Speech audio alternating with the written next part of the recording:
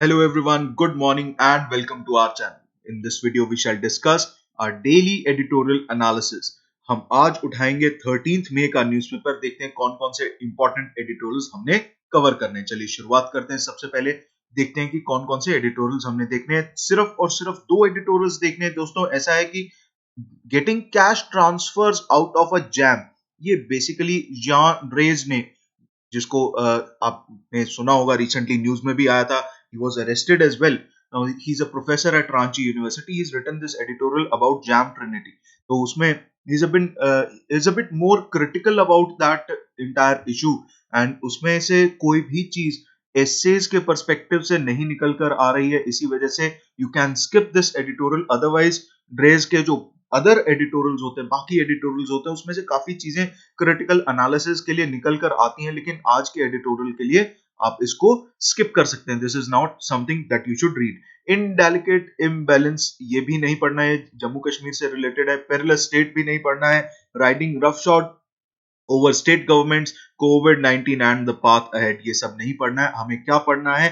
Italy, India and a common thread in partnership. ये बहुत ही general editorial है, इसमें से ज्यादा चीजें नहीं निकल कर आ रही हैं, लेकिन इटली और इंडिया की कॉमनैलिटीज निकल कर आ रही हैं। वो कॉमनैलिटीज जो है हमारे आईआर, इंटरनेशनल रिलेशन से रिलेटेड इंपॉर्टेंट हो जाती हैं। एंड रीअफर्म कोऑपरेटिव फेडरलिज्म, ये रीअफर्म कोऑपरेटिव फेडरलिज्म के अंदर कुछ कोट्स हैं, वो कोट्स ज्यादा इंपॉर्टेंट है। आज का न्यूज़पेपर बहुत ही लाइट है, मैं कहूंगा आज हिंदू लाइट आया है, क्योंकि आज देखिए जहां मैं हूं वहां मौसम भी बहुत बढ़िया है, तो उसी वजह से आई फील कि ये थोड़ा सा हल्का फुल्का न्यूज़पेपर आया। चलिए शुरुआत करते हैं सबसे पहले एडिटोरियल से। The first editorial that will be talking about, देखिए नीचे से ऊपर चलेंगे। Reaffirm cooperative federalism. Reaffirm cooperative federalism talks about कि किस तरीके से आपको फेडरलिज्म को अप्रोच करना चाहिए। Now, responding effectively requires center to view states as equals.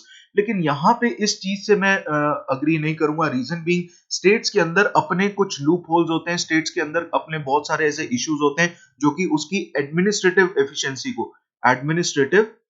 Efficiency को कम कर देते हैं। फॉर एग्जाम्पल, मैं पहले ही उन चीजों के बारे में बता देता हूं। फॉर एग्जाम्पल, आपको ये पता है कि नेशनल लेवल पर अगर आप एक लीडर हैं, तो नेशनल लेवल लीडर के लिए एक लोकल लेवल लीडर की इतनी ज्यादा अहमियत नहीं होती। लेकिन जैसे ही आप लोकल लेवल पर जाते हैं, तो एक पंचायत का सरपंच भी political influence wield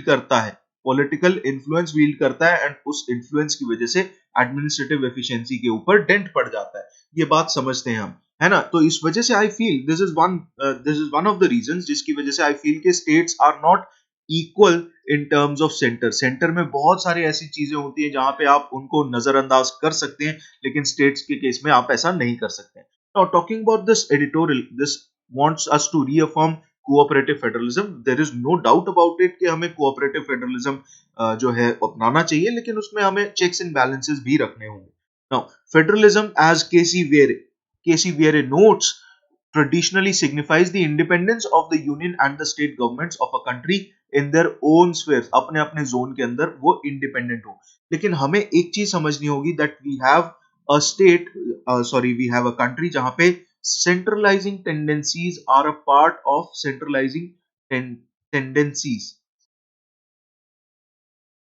centralising tendencies are a part of India's federalism.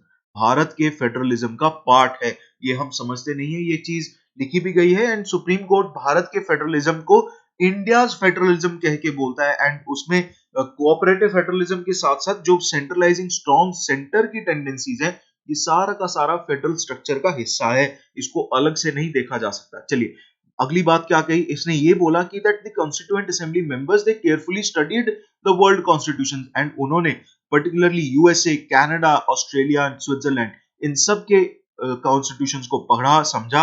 And ज्यादातर केसेस में हम देखेंगे तो हमारा कनाडा को ज्यादा रिफ्लेक्ट करता है फेडरल स्ट्रक्चर, लेकिन we say that we have chosen the policy of pick and choose to formulate a system suited uniquely to our needs, right?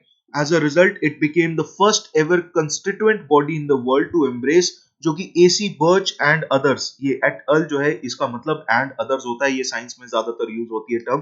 तो AH Birch and others they have referred to as cooperative federalism. तो भारत का जो constituent assembly रहा, उस assembly ने सबसे पहले कोऑपरेटिव फेडरलिज्म को अडॉप्ट किया, essentially defined by the administrative cooperation between the center and the states, and a partial dependence of states upon payments from the center. Now ये चीज जो है ये बहुत ही इंपॉर्टेंट है, partial dependence and particularly upon payments from the centre. ठीक है जी, तो रेवेन्यू जो सेंटर कलेक्ट करता है उसमें से हिस्सेदारी, फॉर एग्जांपल अगर मैं 15th फाइनेंस कमीशन की बात करूं, 15th finance commission has given 41% share in centre's revenue to the states, और वही 14th फाइनेंस कमीशन की अगर हम बात करें तो 14th फाइनेंस कमीशन ने 42% दिया था। ये जो 1% डिक्लाइन आया, इसका क्रिटिसिज्म करने से पहले ये जानकारी ले लीजिएगा कि करीब करीब 0.8% खर्चा स्टेट्स जो है सेंटर का, सॉरी नॉट 0.8%, 1.2% के आसपास का खर्चा जो है सेंटर जम्मू एंड कश्मीर को देता होता था। तो जम्मू एंड कश्मीर को जब ये सारा पैसा दिया जाता था तो उसमें से अभी 1% जो है, क्योंकि वो यूटी हो गया तो सेंटर ने अपनी तरफ रख लिया है for that matter. Now effectively I would say कि ये जो 41% है ये स्टेक थोड़ा सा इंक्रीज हुआ है, कम नहीं हुआ है effectively. Accordingly Indian constitutional law expert Granville Austin, जिन लोगों ने लक्ष्मीकांत पढ़ी है, लक्ष्मीकांत में ग्रैनविल ऑस्टिन, केसी वेयर, इन सब का नाम बहुत बार आता रहता है, सब जगहों पे आता रहता है। नाउ ग्रैनविल ऑस्टिन ने ये बात बोली थी that despite a strong centre, cooperative federalism doesn't necessarily result in beaker states. अब ये भारत के कॉन्स्टिट्यूशनल लॉ एक्सपर्ट हैं, लेकिन एक चीज आपने समझनी होगी कि कोऑपरेटिव फेडरलिज्म को डिफाइन करने की कोशिश कर रहे हैं, ये इंडियन फेडरलिज्म को डिफाइन करने की कोशिश नहीं कर रहे हैं। Rather the progress of republic rests upon active cooperation between the two. ये दोनों के बीच में एक्टिव कोऑपरेशन की जो बात है, this is something that we need to understand that yes, अगर आपको effectively last mile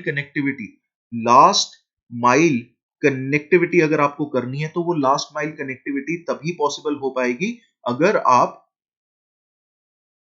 individual players को अपने रोल पर लेंगे, राइट।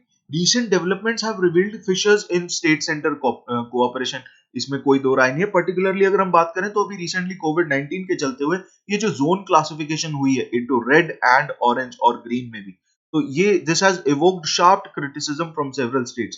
सेवरल स्टेट्स मतलब कुछ स्टेट्स ने इसका क्रिटिसिज्म किया है कि आपने सीधे तौर पे ऊपर से हमें ये चीजें बोल दी है। कई लोगों ने बोला है कि ये जो जोन्स हैं इनका साइज बहुत लार्ज है, बहुत बड़ा है, एंड इसमें कुछ लोगों ने ये भी बोला है कि इसका साइज छोटा होना चाहिए था, सिलेक्टिव होना चाहिए था। The place where I belong from, Chandigarh, तो वो चंडीगढ़ के अंदर अगर मैं देखूं तो रेड ग्रीन ऑरेंज जोन्स जो क्रिएट किए गए हैं, even after creating those red green orange zones, उसके बाद भी एडमिनिस्ट्रेटिव फेलियर देखने को मिल रहा है। जहां पे चंडीगढ़ जब लॉकडाउन 1 में था तो उस समय 5 केसेस थे। Now it is a very small city as compare to other cities of the country. Now yet यहाँ पे कोविड-19 की अगर डेंसिटी देखें पर पेशेंट पर यूनिट पॉपुलेशन, तो उसमें Chandigarh is ranked third in the country. Chandigarh का रैंक तीसरा है डेंसिटी के हिसाब से, क्योंकि आज जो पेशेंट्स हैं they are more than 185 patients, 185 से ज्यादा पेशेंट्स हैं। आज का डेटा मेरे पास अभी आया नहीं है, जैसे ही आएगा मैं आप लोगों को बताऊंगा भी। बट यस, तो ये फेलियर इस वजह से भी हुआ है कि इवन दो कि आपको जोन्स मार्क कर दिया, लेकिन आपने इफेक्टिवली कुछ पॉलिसीज को जो आपके ऊपर छोड़ी थी, अब स्टेट्स के पास जो पॉलिसीज छोड़ी भी गई उनके ऊपर भी अगर एफिकेसी नहीं आई, एफिशिएंसी नहीं आई, तो आप कैसे एक्सपेक्ट कर सकते हैं कि रेड और ऑरेंज जोन्स जैसे जोन्स की क्लासिफिकेशन भी आप सही से कर पाएंगे। द इशू इज कि स्टेट्स के पास जो डेटा अवेलेबल होता है that is not a full fledged data, and हमेशा ऐसा देखा गया है कि जब भी आप स्टेट्स के ऊपर कोई चीज फॉलो करना चाहते हैं, जब भी स्टेट्स के ऊपर कुछ भी फॉलो अप होता है, कुछ भी गिरता है, कुछ भी कह लीजिए अथॉरिटी आती है, तो वो रीजनलिज्म में बट जाती है। एंड इस केस में ऐसा होता है, फॉर एग्जाम्पल अगर हम बात करें वाटर शेयरिंग की, तो आपको ये भी पता है रिसेंटली कावेरी का इशू हुआ था। I be talking about it in my weekly current affair series. तो वाटर शेयरिंग के इशू के अंदर भी कावेरी वाटर मैनेजमेंट अथॉरिटी से रिलेटेड भी, इवन दो सुप्रीम कोर्ट की अथॉरिटी भी आ गई, फिर भी हम जो है लड़ाई लड़ते रहते हैं, एक स्टेट दूसरे स्टेट से लड़ता रहता है। तो ऐसे में इस फैमिली को बचाने के लिए हमेशा एक स्ट्रॉन्ग फादर होना जरूरी है। आई फील कि even though father is enabling, अगर वो एनेबलिंग भी है, फादर कहिए या सेंटर कहिए, अगर वो एनेबलिंग भी है, तब भी आपको ये समझना होगा कि फादर की स्ट्रिक्टनेस, फादर का जो कह लीजिए अथॉरिटेटिव रोल है, वो उसकी बहुत जरूरत रहती है। Now coming back to the editorial, despite this fact, the state consultation is a legislative mandate cast upon the center under the Disaster Management Act of 2005. अब यहाँ पे this is constructive and positive criticism. यहाँ पे जो चीज है, ये चीज आपको नोट करनी है, because Disaster Management Act of 2005 कहता है कि अगर आप कोई भी बाइंडिंग गाइडलाइंस जो है, अगर वो आप इशू करते हैं सेंटर की तरफ से स्टेट्स को, तो वो तभी होनी चाहिए जब स्टेट्स से आपने कंसल्टेशन ले ली है। स्टेट्स को ऑन बोर्ड लाना जरूरी है, और उसके साथ ही आप एक नेशनल प्लान बनाइए, जो कि सेक्शन 11 के अंदर दिया है। ये सेक्शन इंपॉर्टेंट नहीं है किसी भी एग्जाम के लिए, ना यूपीएससी के लिए, ना फिर आपके जुडिशियल या लीगल सर्विसेज एग्जाम के लिए। यूपीएससी का ईपीएफओ कोई भी एग्जाम हो, इसके लिए ये इंपॉर्टेंट नहीं है, बट नेशनल प्लान बनाना है, ये इंपॉर्टेंट है। एंड उसके तहत आप बाइंडिंग गाइडलाइंस जो है सेंटर की तरफ से स्टेट्स को इशू कर सकते हैं, ये भी इन furtherance of the national plan, ये भी इंपॉर्टेंट है, इसको आपने याद रखना है। Now, this national plan then is broader vision document. ये एक broader vision document है, जिसके अंदर ये बाइंडिंग गाइडलाइंस जो है एनफोर्समेंट मैकेनिज्म का काम करती है। अब ये बाइंडिंग गाइडलाइंस जो है, ये तभी बाइंडिंग होती हैं जब आप कंसल्टेटिव प्रोसेस में स्टेट्स को यूज करते हैं। कंसल्टेटिव प्रोसेस में अगर आप स्टेट्स को इन्वॉल्व नहीं करते हैं, तो ये बाइंडिंग गाइडलाइंस के मायने थोड़े से कम हो जाते हैं। तो इस वजह से ये एडिटोरियल ये सलाह दे रहा है कि जब भी आप ये बाइंडिंग गाइडलाइंस बनाते हैं, अभी क्या है कि रैंडमली सेंटर जो है, it has not formulated the national plan and has chosen instead to respond with ad hoc binding guidelines. Ad hoc होता है from time to time, जैसे जैसे जरूरत पड़ती है, ad hoc basis पे आप बाइंडिंग गाइडलाइंस जो है इशू कर रहे हैं, issued to the states, thereby circumventing the legislative mandate of the state consultations. अभी आप क्या कहें कि आप पेंडेमिक की डेफिनेशन तो एक्ट से उठा रहे हैं, लेकिन आप गाइडलाइंस एड हॉक बेसिस पे इशू कर रहे हैं। So this is something that the centre should involve the states in, जिसमें बाइंडिंग गाइडलाइंस जब भी इशू हो, या कह लीजिए नेशनल प्लान बनाया जाए, तो उसमें स्टेट्स का रोल रहना चाहिए। Now the centre has also declared that corporations donating to PM cares fund they can avail CSR facility, उसमें एग्जाम्पशंस ले सकते हैं, लेकिन जो चीफ मिनिस्टर्स रिलीफ फंड में दे रहे हैं, उनको ये फैसिलिटी नहीं दी गई है। अगर ये दिया जाए तो उनको भी फायदा हो, स्टेट्स के पास भी कुछ फायदा आ सकता है, फाइनेंशियल ऑटोनॉमी की तरफ जा सकते हैं स्टेट्स, फाइनेंशियल ऑटोनॉमी। एंड ऐसा भी हो सकता है कि जहां अभी हम जैसे कल मोदी जी ने बोला 8 बजे आकर कि हम 2 से 2.5 लाख जो पीपीई किट्स हैं, हम डेली बेसिस पे बना रहे हैं, लैक्स पर डे बेसिस पे बना रहे हैं। तो ऐसे में what we need to understand is that कि अगर हम इससे भी ज्यादा चाहते हैं, इससे भी ऊपर जाना चाहते हैं, हम फाइनेंशियल ऑटोनॉमी को छोड़िए, हम प्रोड्यूसर को छोड़िए, हम सप्लायर बनना चाहते हैं, अगर हम सप्लायर टू द वर्ल्ड बनना चाहते हैं, तब भी हमें एक चीज समझनी होगी कि अगर हम ये छोटा सा स्टेप लेते हैं, तो शायद इससे भी बहुत सारे बेनिफिट्स निकल कर आ सकते हैं। Now this directly disincentivises donations to CM relief fund, है ना। आपको साफ तौर पे अगर कोई कॉर्पोरेट एंटिटी चाहती है कि वो सीएम रिलीफ फंड को डाले, तो वो सीएसआर के अंडर, परव्यू के अंडर नहीं आएगा, तो उसको ये डिसइंसेंटिवाइज हो जाएगा, and potentially it diverts the crores and crores of rupees in potential state revenues to PM care fund, right. तो इस चीज के ऊपर थोड़ा सा चर्चा होनी चाहिए, इसके ऊपर सरकार को कुछ ठोस कदम उठाने चाहिए। अगर स्टेट्स को थोड़ा स्ट्रेंथन करना है, तो ये सीएसआर फैसिलिटी स्टेट्स को भी एग्जेम्पशंस ये स्टेट्स को भी फॉरवर्ड करनी चाहिए, उनको भी इंक्लूड करना चाहिए।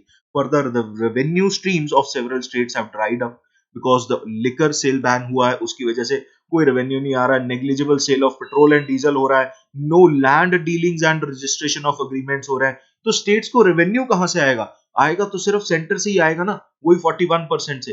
तो ऐसे में सेंटर अगर ये थोड़ा सा बेनिफिट दे देता है, अब 20 लाख करोड़ रुपए बोला है सरकार ने, 20 लाख करोड़ रुपीस, तो अगर उसमें थोड़ा गहराई में जाते हैं, तो पता चलेगा धीरे धीरे फाइनेंस मिनिस्टर की जो जो हमारी कह लीजिए कि हमारी प्रेस रिलीजेस आएंगी, उससे पता चलेगा धीरे धीरे कि सरकार क्या क्या कदम उठाना चाहती है। All this has made it difficult for the states to defray expenses of salaries, pensions and welfare schemes. तो स्टेट्स के ऊपर डेट जो है वो बढ़ सकता है, एंड ऐसे में स्टेट्स का जो रेवेन्यू है उसको रोबस्ट करने के लिए, उसको थोड़ा सा फीड प्रोवाइड करने के लिए आप एक छोटा सा कदम अगर ये उठाते हैं, तो उससे बहुत फर्क पड़ जाएगा। As it is the states which act as first responders, there is no doubt about it कि स्टेट हमेशा ही फर्स्ट रिस्पॉन्डर रहेगा to the pandemic. Supplying them with adequate funds becomes a prerequisite in effectively tackling the crisis. तो इसमें कोई दो राय नहीं, कोई संशय नहीं। This requires centers to view center to view states as equals and strengthen their capabilities instead of increasing their dependence upon itself. So this is what cooperative federalism should look like. This is what cooperative federalism should look like. यहाँ पे cooperative federalism ऐसे आना चाहिए जहां centre जो है states को revenue basis में इक्वल मानना शुरू करे, थोड़ा सा ऑटोनॉमी दे। फॉर एग्जांपल अगर मैं फादर सन रिलेशनशिप की बात करूं, now this father sun relationship, अगर मुझे एक एनालॉजी निकालनी ही है तो आपको ये समझना होगा कि जैसे एक फादर एक अपने 25 ईयर ओल्ड सन को ट्रीट करता है, उसी तरीके से अगर आप ट्रीट करेंगे सेंटर को, उसको थोड़ा फाइनेंशियल ऑटोनॉमी देंगे, उसको डिसीजन मेकिंग प्रोसेस में इन्वॉल्व करेंगे, तभी बात बनेगी। ठीक है जी। Now moving on to the next editorial. ये बहुत ही सिंपल एडिटोरियल है, इसमें थोड़ा रेटोरिक ज्यादा है, इसमें इटली और इंडिया की दोस्ती को बताने की कोशिश की जा रही है, इसमें से ज्यादा चीजें नहीं निकल कर आती है, but yes what we need to understand is इसमें से कुछ कुछ टर्म्स हैं जिसको आप यूज कर सकते हैं अपने एसेज के दौरान। तो एसेज में जो चीजें यूज हो सकती हैं वो मैं यहाँ पे जो है आपको प्रोवाइड कर रहा हूं। पर्टिकुलरली अगर आप इंडिया और इटली की बात करें तो इंडिया और इटली के बारे में कभी भी बातचीत होती है तो वो इटालियन मरीन्स का वो इशू आ जाता है सामने, उसके अलावा कोई और इशू आता नहीं। तो उसकी वजह से मैंने ये एडिटोरियल डिस्कस किया। वैसे otherwise you CAD have skipped this editorial, लेकिन इस इशू से बाहर निकलकर इंडिया और इटली के टाइज को समझना ये, और हमारे यहाँ पे एक लीडर भी हैं जो इटली से बिलोंग करते हैं, तो उस पर्सपेक्टिव से भी बाहर निकलकर एक ब्रॉडर विजन के साथ इटली और इंडिया को देखा जा सके with a common thread in partnership. तो वो चीज इस वजह से ये एडिटोरियल डिस्कस करना जरूरी है। And the person who has written this editorial, he himself is an ambassador of Italy to India. Now, and opportunities to support multilateral system which could aid the battle against pandemic. तो ये multilateral system क्या है, इस multilateral system को भी समझना है। पहले थोड़ा रूपरेखा बना लेते हैं, बैकग्राउंड बना लेते हैं।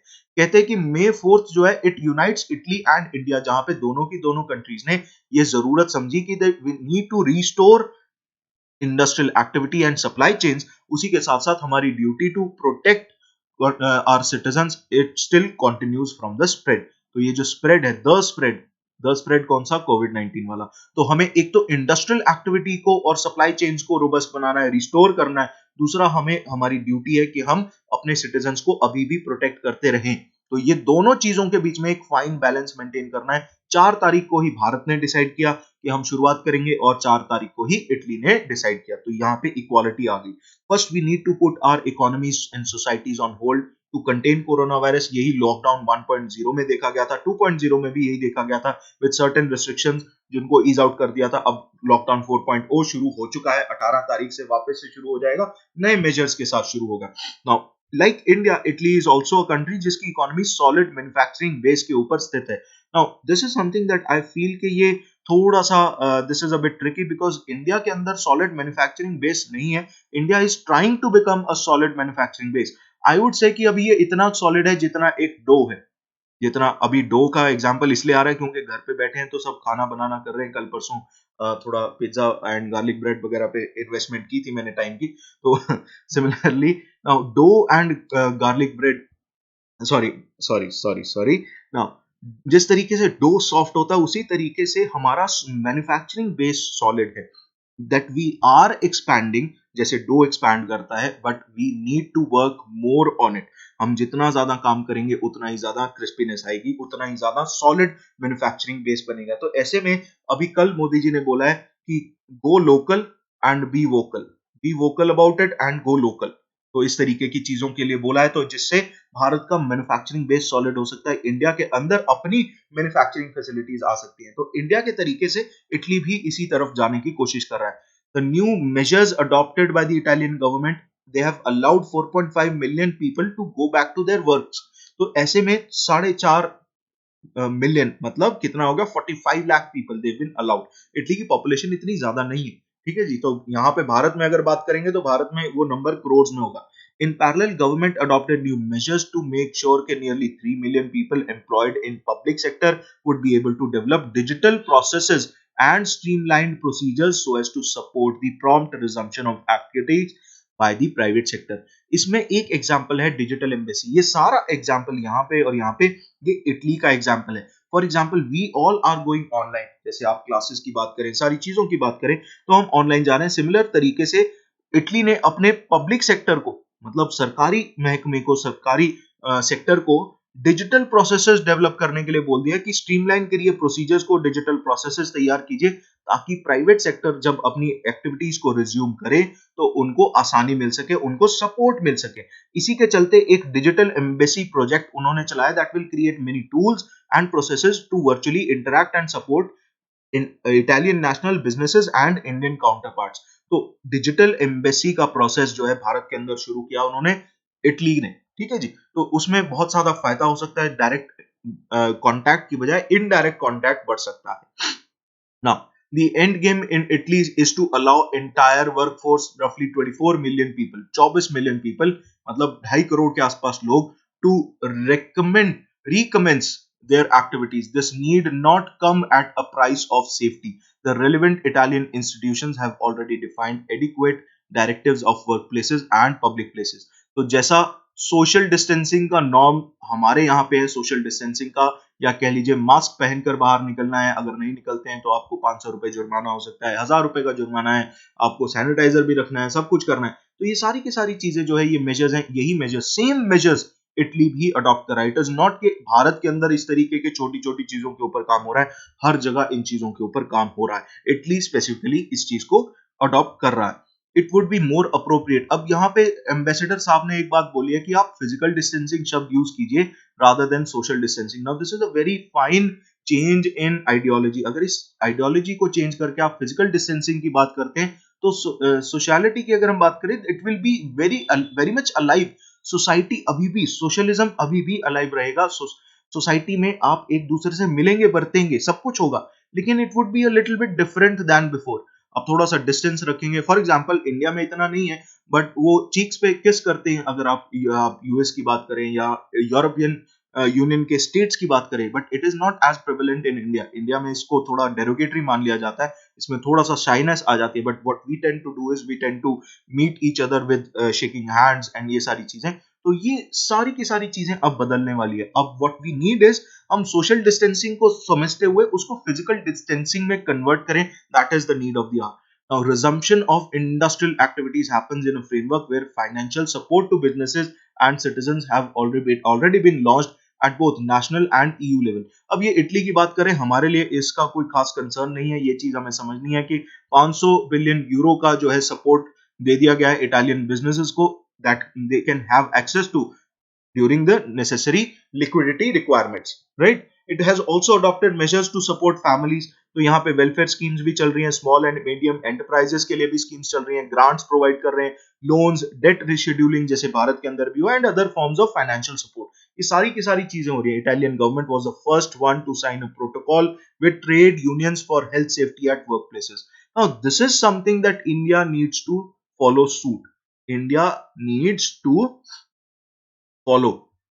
कारण क्या है कि भारत अब जो है बहुत सारी इंडस्ट्रीज में इंडस्ट्रियल लॉज को, लेबर लॉज को सस्पेंड कर रहा है। अगर लेबर लॉज को सस्पेंड किया जाएगा तो उस सस्पेंशन के साथ आपको ट्रेड यूनियंस को अपने साथ अगर आप मिला लेते हैं तो आप सोशल डिस्टेंसिंग या कह लीजिए फिजिकल डिस्टेंसिंग के नॉर्म्स को सही तरीके से इंप्लीमेंट कर सकते हैं। EU, European Union is also doing its part and has reached an agreement with 3 important safety nets for workers, businesses and sovereigns amounting to a package of 540 billion.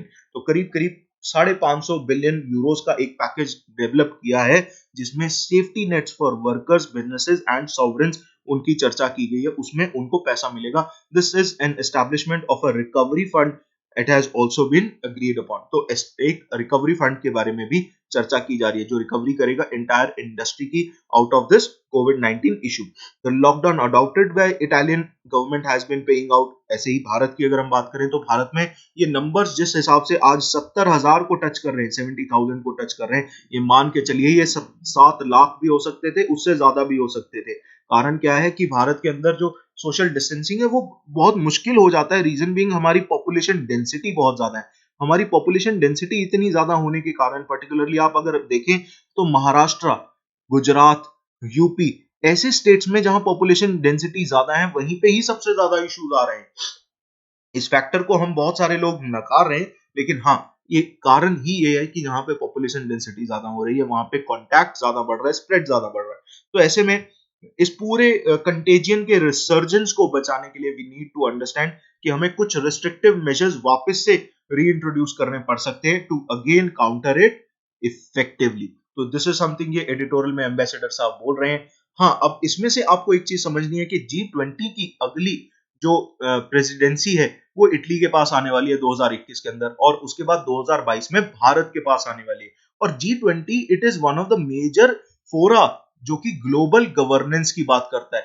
ऐसे में what both of these countries need to do, ये यहाँ पे अब आप conclusion वाला part आ जाता है या सोल्यूशन वाला पार्ट आ जाता है, जहां पे आप भारत के लिए इन जनरल भी बात कर सकते हैं। तो India needs to focus on economic complementarity with other countries, strengthen our partnership based on shared values, हमारी शेयर्ड वैल्यूज के बेसिस पे हम अपनी पार्टनरशिप को स्ट्रेंथन करें, साइंटिफिक नॉलेज और टेक्नोलॉजिकल प्रोग्रेस को शेयर करें, the development of a rules based international system. अभी क्या है कि अभी हमारा रूल्स बेस्ड इंटरनेशनल सिस्टम तो है, लेकिन उस रूल्स में बहुत सारे लूप होल्स हैं जिसका फायदा उठाता है एक एक भाई साहब हैं जिनका नाम टी है, टी से मैं बोलता हूं उनको, ट्रम्प भाई साहब हैं हमारे, राइट। तो ट्रम्प भाई साहब जो है इसका ज्यादा फायदा उठाते हैं। एंड रूल्स बेस्ड सिस्टम जो अभी इंटरनेशनल सिस्टम चल रहा है, it is not a multilateral system. अगर मैं बोलूं तो ये ब्रेटन वुड्स कॉन्फ्रेंस से निकलने वाली जो इंस्टीट्यूशंस हैं, ब्रेटन वुड्स इंस्टीट्यूशन, उनका फेलियर हमें समझ आ रहा है, हमें दिख रहा है। चाहे आप WTO की बात करें, चाहे आप IMF की बात करें, चाहे वर्ल्ड बैंक की बात करें, एंड इनफैक्ट अब तो WHO के खिलाफ भी बहुत आवाज उठ रही है। तो ऐसे में हमें ये समझना होगा, वैसे WHO is not a Bretton Woods institution, तो हमें ऐसे समझना होगा कि जो अपना एजेंडा 2030 है उसको रियलाइज करने के लिए what we need is a multilateral system, effective multilateral system की जरूरत होगी, नॉट द वन जो अभी हम जिसके साथ जी रहे हैं, है ना। तो उसमें थोड़ा सा रिवैम्पिंग की जरूरत होगी। उसमें व्हाट योर सजेशंस आर, आपके जो सजेशंस हैं उसे मुझे कमेंट सेक्शन में बताइएगा, फिर मैं आपको बताऊंगा उसके प्रोज एंड कॉन्स क्या है, हम उसको डिस्कस करेंगे कमेंट सेक्शन में, अच्छे से चर्चा चलाते हैं। चलिए, in this process we will not lose sight of the fight against the climate change. Climate change के खिलाफ जो हमारी जंग है उसको नहीं भूलना है, since Italy will co-host the 26th session of the Conference of Parties COP26 in 2021 together with United Kingdom। UK के साथ जो है इटली को चेयर करने वाला, को होस्ट करने वाला 26वीं कॉन्फ्रेंस ऑफ पार्टीज 2021 के अंदर, and India is one of the world's major responsible stakeholders in this particular aspect, जहां पे क्लाइमेट चेंज का इम्पैक्ट भी बहुत ज्यादा है और क्लाइमेट चेंज के जो कह लीजिए जो फैक्टर्स हैं, जो वेरिएबल्स हैं, वो भी ज्यादा है। In a nutshell, at both bilateral and multilateral levels, India और इटली दोनों के दोनों सस्टेनेबिलिटी और इनोवेशन के बेसिस पे एक दूसरे की मदद कर सकते हैं। हमारा डायलॉग जो है इन बेसिक टेनेट्स के ऊपर बेस किया जा सकता है।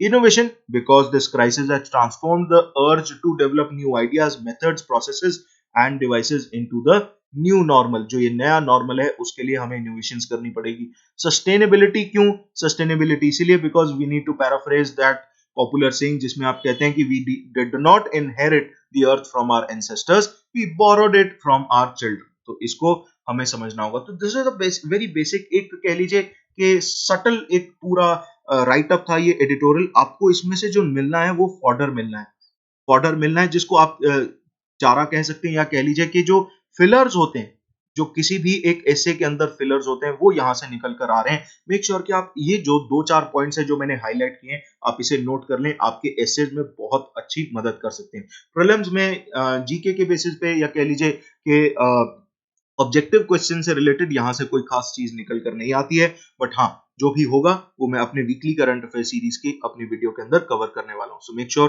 कि आप इस वीडियो को लाइक जरूर कीजिएगा, शेयर कीजिएगा अपने दोस्तों के साथ, मित्र बंधुओं के साथ, सखी सहेलियों के साथ शेयर करना बहुत जरूरी है। कारण क्या है कि आप ही की सपोर्ट से हम इसी तरीके का इंपॉर्टेंट कंटेंट आप लोगों तक पहुंचाने के लिए सक्षम हो पाते हैं। And if you haven't already, do make sure that you subscribe to the channel. Subscribe button दबा दो यार, इसी कलर का होता है, एंड उसके साथ साथ ये छोटा सा बेल आइकन भी होता है उसके बाहर, तो उसके पास ही जो बेल आइकन है उसको अगर आप दबाते हैं तो आपकी और हमारी दूरी को ये बेल आइकन इस आवाज के साथ, मैं आवाज का नाम नहीं लूंगा, बस हाँ, इस आवाज के साथ वो आपकी और हमारी दूरी को दूर कर देता है। आज इस वीडियो एनालिसिस में इतना ही, हम फिर मिलेंगे चलते चलते दोस्तों। Take care, have an awesome day ahead.